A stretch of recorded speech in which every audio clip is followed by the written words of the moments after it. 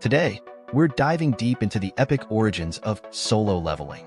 We'll uncover the birth of hunters and gates, the mysterious creation of the system, and the shocking truth behind why Jin-Woo's dad was sent to kill him. Let's begin. The origins and birth of hunters and gates. At the dawn of time, when light and darkness were all that existed, the Absolute Being split the light to create the rulers and split the darkness to create the monarchs. The rulers were born to protect the world, while the monarchs were born to destroy it. It wasn't long before these two factions engaged in a devastating war. Eons of endless war passed with no victory in sight. Desperate to end the constant bloodshed, the rulers begged the Absolute Being for the strength to extinguish the monarchs for good.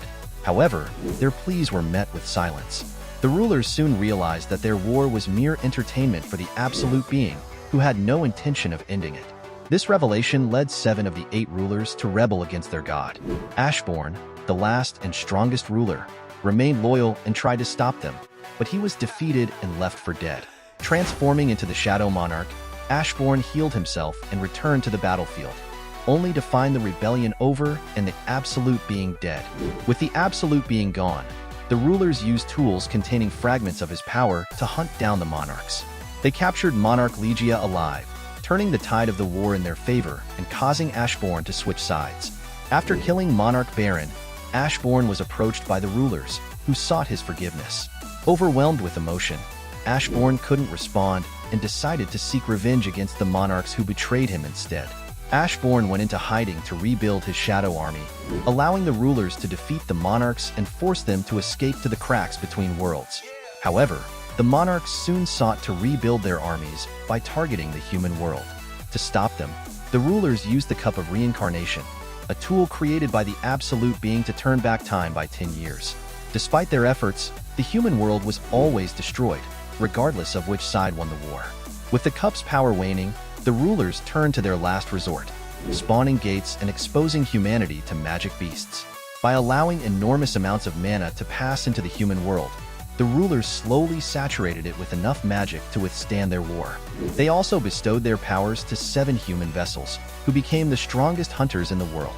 Now let's talk about the secret of the system. Amidst the chaos, Candiaru, also known as the Architect, approached Ashbourne with a proposition. In exchange for a chance at immortality, Architect offered to help Ashbourne find a suitable human vessel. Ashbourne agreed, and Architect created the system to speed up the search. After years of searching, Architect finally found a human who exceeded all expectations, Jin-Woo.